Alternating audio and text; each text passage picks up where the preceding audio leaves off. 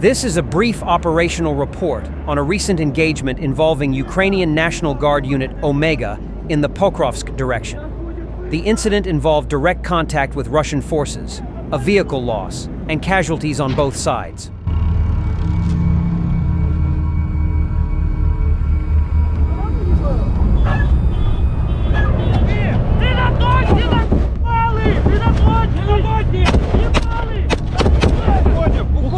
During a maneuver, an Omega Special Units BMP came under fire. The vehicle was hit and caught fire, likely due to an ATGM or RPG strike.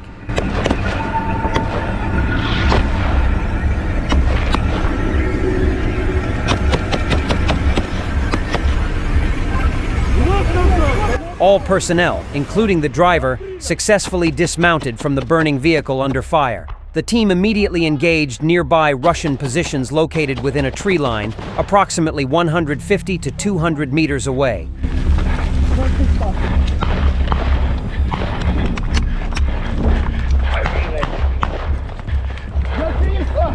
Using available cover and coordinated fire, the team suppressed and returned fire while moving away from the disabled BMP.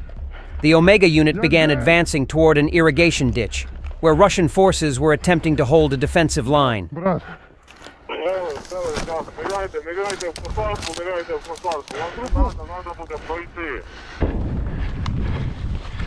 Multiple Russian troops were neutralized in this exchange. Ukrainian forces used small arms and light support weapons to engage enemy positions.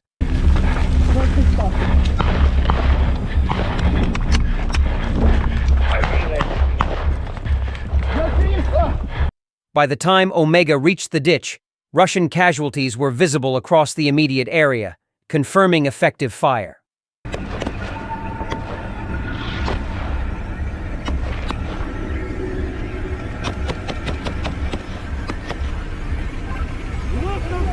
Following the initial engagement, Russian forces responded with indirect fire.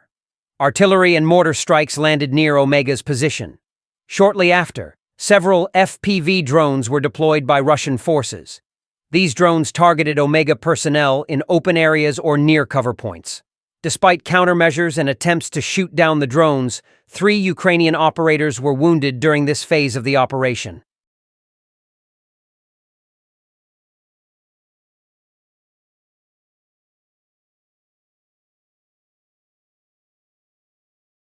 After confirming the area was temporarily secure and Russian forces had been pushed back or neutralized, Omega began medical evacuation for the wounded. Remaining operators set a 360-degree perimeter to cover the withdrawal. All personnel, including wounded, were extracted from the contact zone without further losses.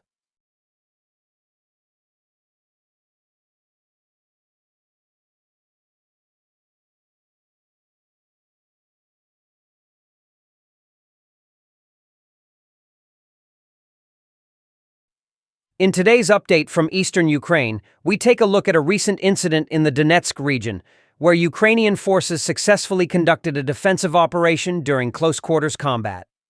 This engagement occurred in the village of Peschanoye, a contested area in the ongoing conflict. Ukrainian troops operating in the area identified an incoming Russian patrol and took positions in anticipation of a potential threat.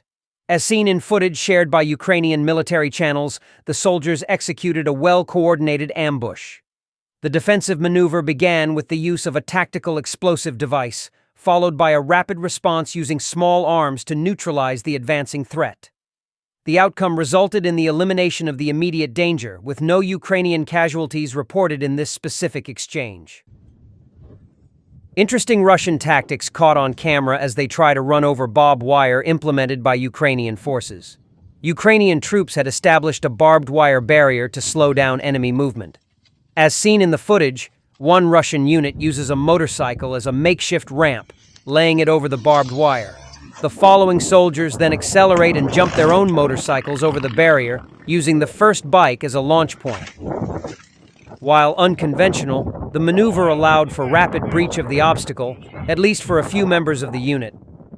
Russia has been increasing the deployment of motorcycle units along the front.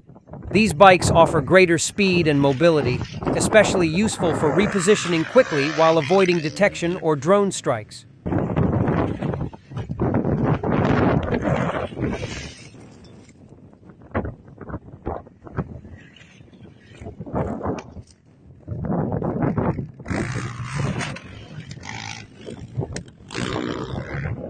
Ukrainian scouts destroy $45 million Russian Buk M3 system.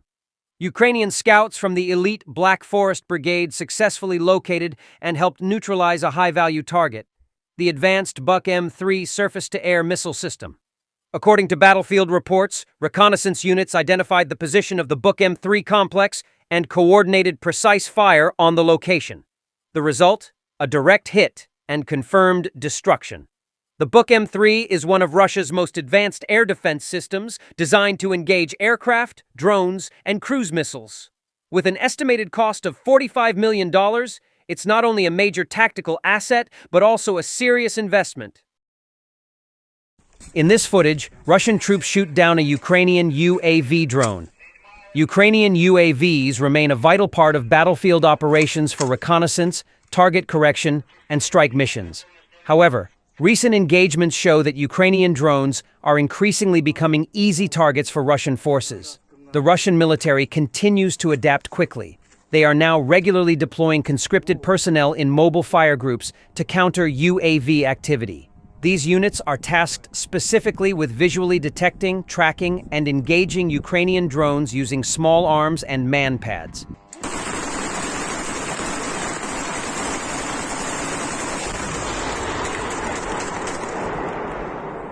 The result is a growing number of successful shootdowns, especially in areas where drones operate at lower altitudes or hover too long over contested terrain.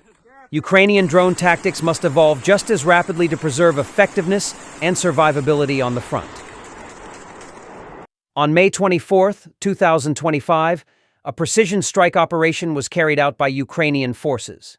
Using combat UAVs, GUR forces successfully identified and struck a Russian military logistics train moving through the occupied territory of the Zaporizhia region. The train was transporting fuel intended for Russian forces operating in southern Ukraine and Crimea. Multiple UAVs engaged the train with direct strikes on fuel tankers. Visual confirmation shows at least 3 fuel cars destroyed in the attack. Recent reports indicate that Ukraine is likely to receive German Taurus long-range cruise missiles, a significant development in its ongoing efforts to bolster its defense capabilities against Russian forces.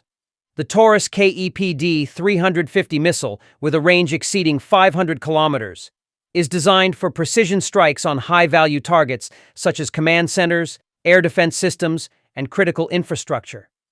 Its advanced guidance system allows for deep penetration into enemy territory, making it a strategic asset for Ukraine. The potential delivery of these missiles comes after a shift in Germany's stance. Previously, Chancellor Olaf Scholz had resisted supplying such weapons, citing concerns over escalating tensions with Russia. However, with the formation of a new coalition government and increasing pressure from both domestic and international allies, Germany has reconsidered its position. The delivery of Taurus missiles would significantly enhance Ukraine's ability to target strategic Russian assets, such as the Kerch Bridge linking Russia to Crimea, thereby disrupting supply lines and command structures.